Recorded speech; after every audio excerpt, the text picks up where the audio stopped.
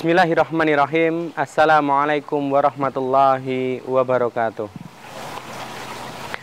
Innal hamdalillah nahmaduhu wa nasta'inuhu wa nastaghfiruh wa natubu ilaihi wa na'udzu billahi min syururi anfusina wa min sayyiati a'malina.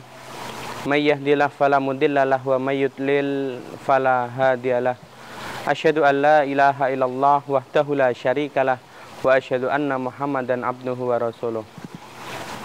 Ma'asyiral muslimin, pemirsa Kamuhi TV, keluarga besar SMK Muhammadiyah 1 Yogyakarta yang semoga selalu dirahmati oleh Allah Subhanahu wa taala. Setelah kita memanjatkan puja dan puji syukur kehadirat Allah Subhanahu wa taala terhadap segala nikmatnya yang telah diberikan kepada kita semuanya, baik nikmatnya yang masih kita rasakan sebagai suatu nikmat maupun nikmatnya yang terkadang kita lupa, yang terkadang kita lalai, hanya itu juga merupakan suatu nikmat. Selanjutnya, salawat terbingkaikan salam juga kita haturkan kepada junjungan kita Nabiullah Muhammad sallallahu alaihi wasallam beserta para keluarganya dan para sahabatnya, juga kita umatnya yang menantikan syafaatnya di hari akhir kelak. Ma'asyiral muslimin, pemirsa Kamuhi TV rahimani Allah wa iyyakum. Rasulullah Shallallahu Alaihi Wasallam pernah bersabda dalam hadisnya yang diriwayatkan oleh cucunya yang mulia, oleh cucunya yang tersayang, yaitu anak dari sahabat yang mulia Ali bin Abi Thalib radhiyallahu an.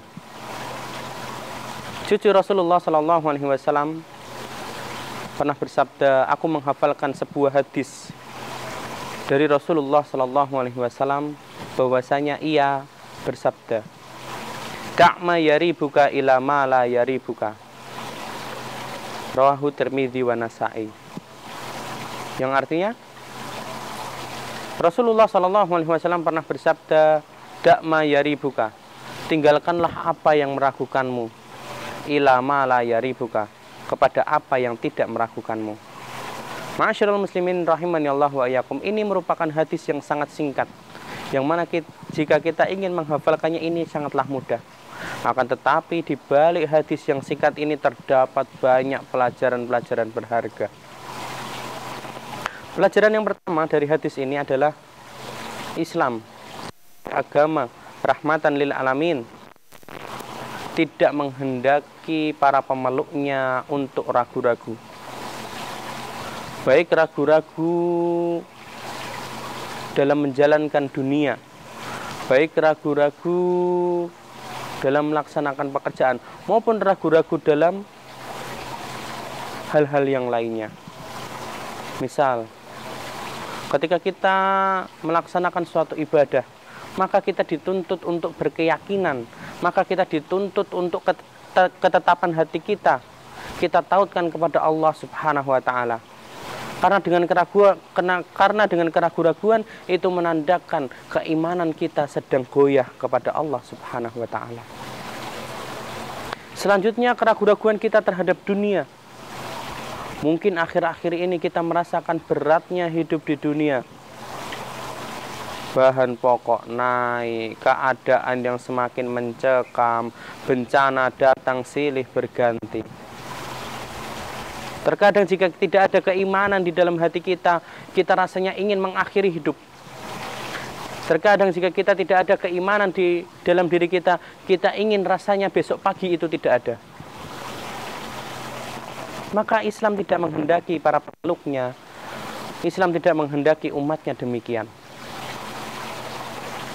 Bahkan dikatakan oleh seorang penyair bahwasanya menghina Allah, bahwasanya mengejek Allah itu tidak harus dengan menginjak-injak Al-Quran, tidak harus dengan mengolok-olok syariat Islam, tetapi cukup kita khawatir dengan apa yang terjadi besok, cukup kita khawatir besok kita bisa makan apa, itu juga kita sudah termasuk menghina Allah Subhanahu wa taala.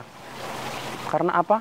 Sebagaimana kita ketahui bahwasanya Allah Subhanahu wa taala memiliki salah satu nama dan sifatnya yang mulia, yaitu Ar-Razzaq, Sang Maha Pemberi Rizki.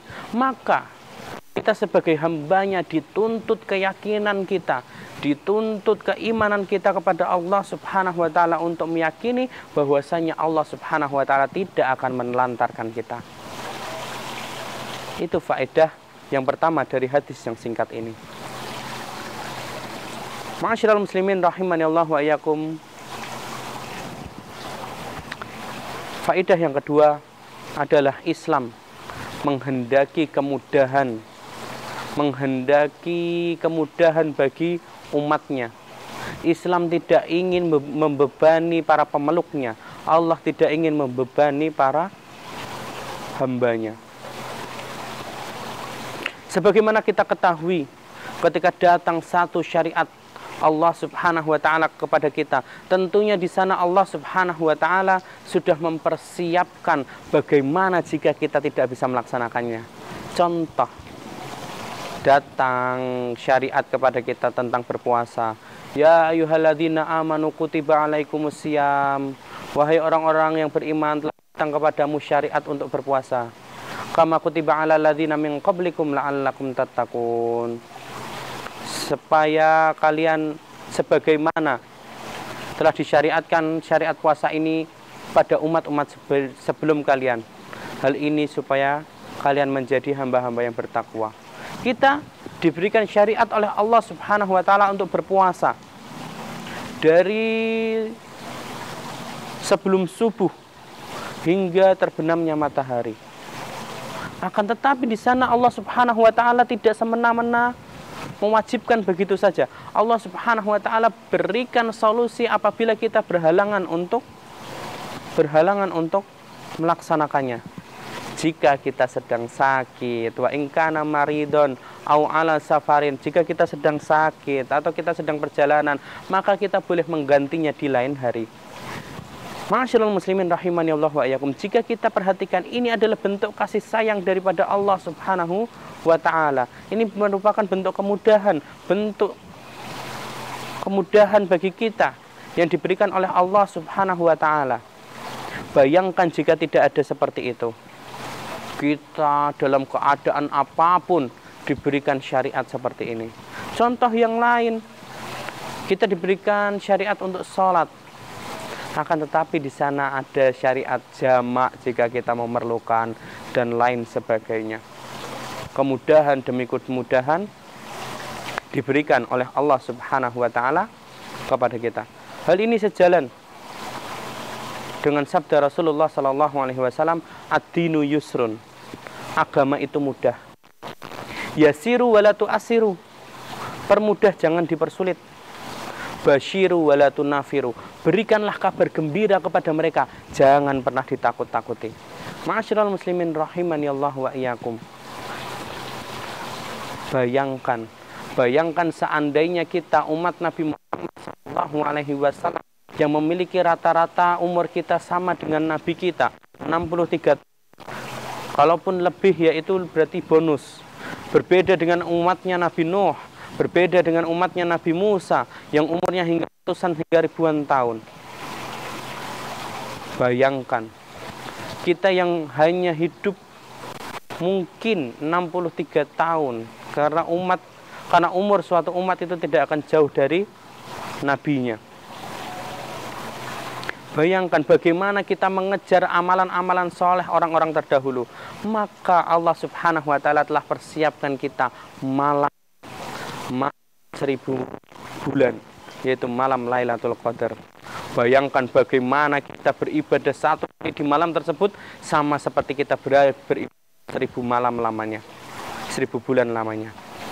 Inilah bentuk kasih sayang daripada Allah Subhanahu wa ta'ala. Maka tinggalkan keraguan kita. Tinggalkanlah keraguan kita, overthinking kita terhadap apa yang akan terjadi besok, terhadap apa yang akan menimpa kita besok.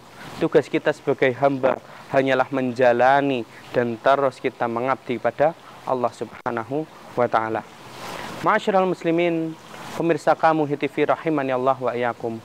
Mungkin cukup sekian yang dapat saya sampaikan. Kurang dan lebihnya saya mohon maaf. Akhiru da'wana anil hamdulillahi rabbil alamin. Wassalamualaikum warahmatullahi wabarakatuh.